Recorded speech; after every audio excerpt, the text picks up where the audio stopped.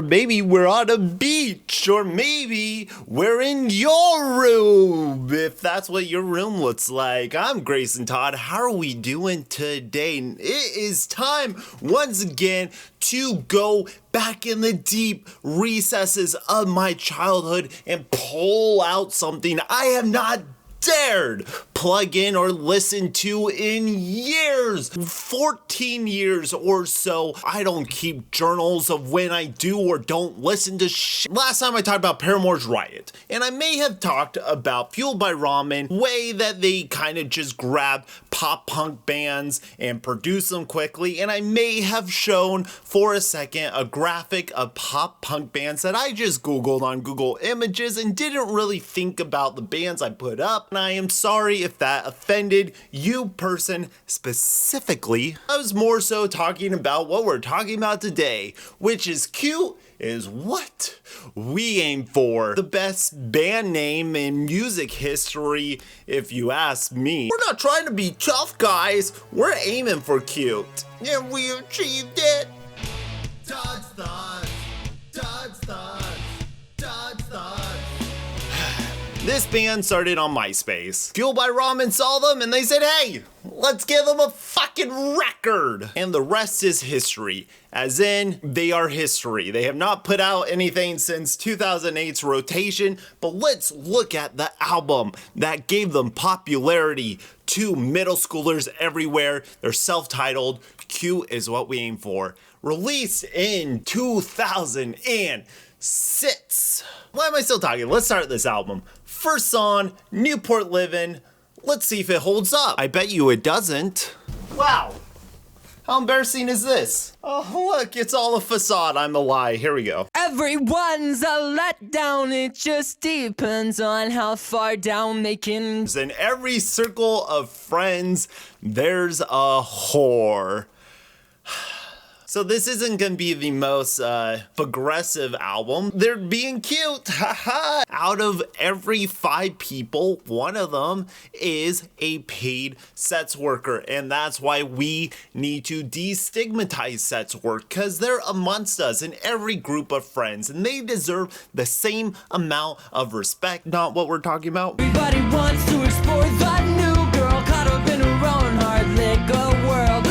I love looking back at these albums because I do not remember the lyrics in the way that they're actually written. I remember the lyrics in the context that I heard them. So reading this, liquor doesn't exist in my world. What does that fucking mean? What are you saying, Shamp? You are a sellout, but you couldn't even do that well. I'm gonna say this definitively and with so much assurance that Cute Is What We Aim For is the worst audition. It's frightening, there is no room for smart, show her lightning. Audition is this pop, punk, alternative music band that was on Victory Records, and they did kind of like sexualize like love songs for teenagers, same kind of sound, just done better. They never called anyone a whore, I don't think. Cute Is What We Aim For does do a good job at making every song sound unique. Like, they're not just doing plug and play formulas. And I think what Cute Is What We Aim For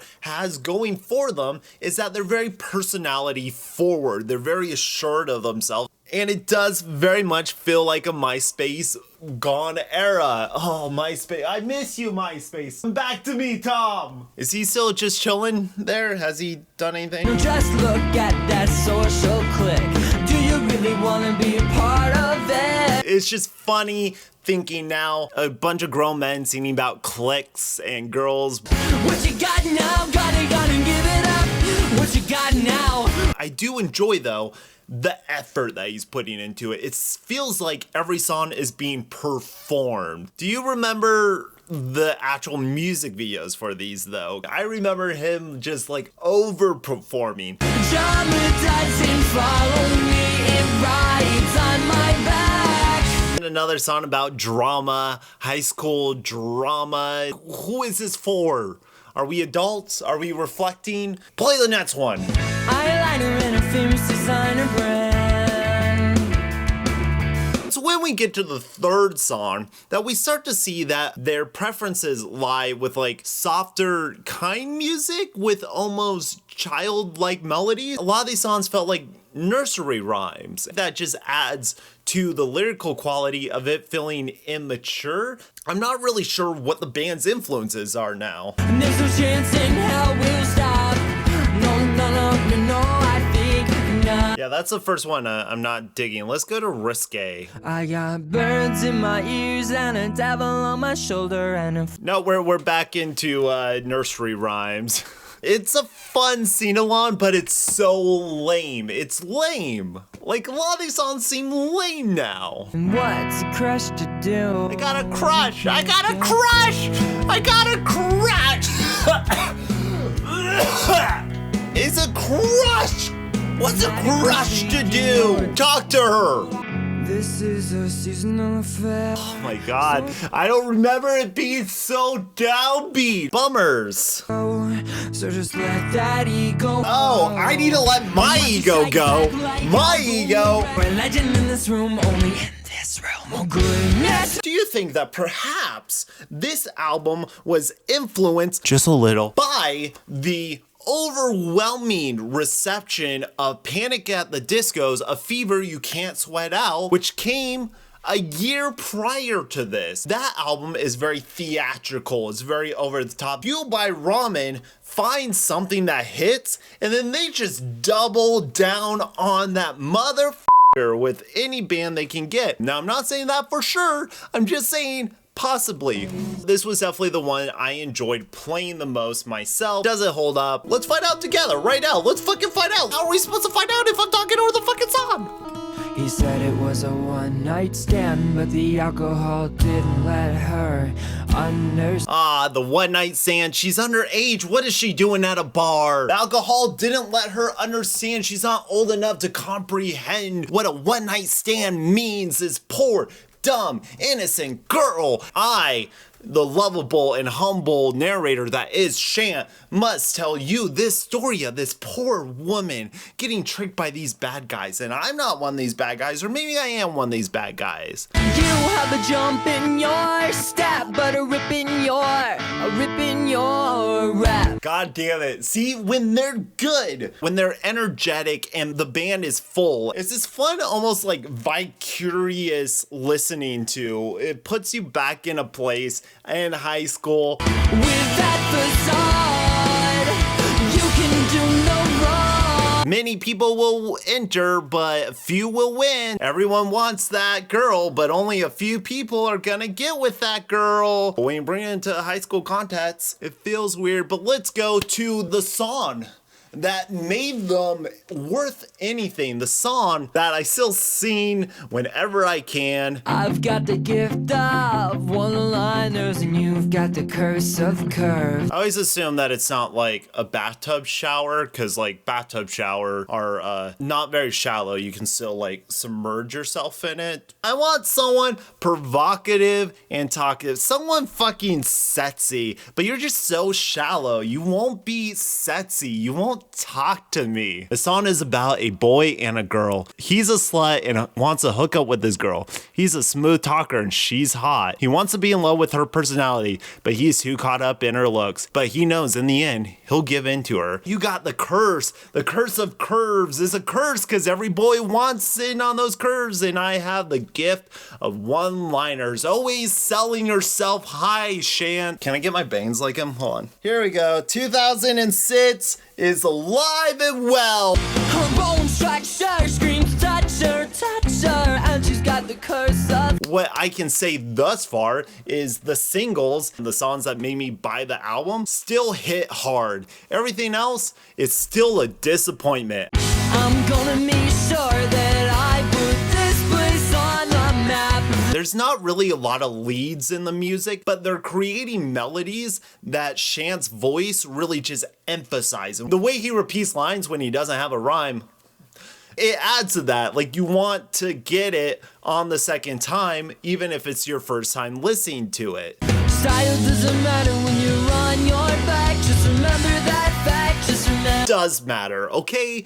You want to look good when you're getting You don't want to look like some faggoty ass hoe.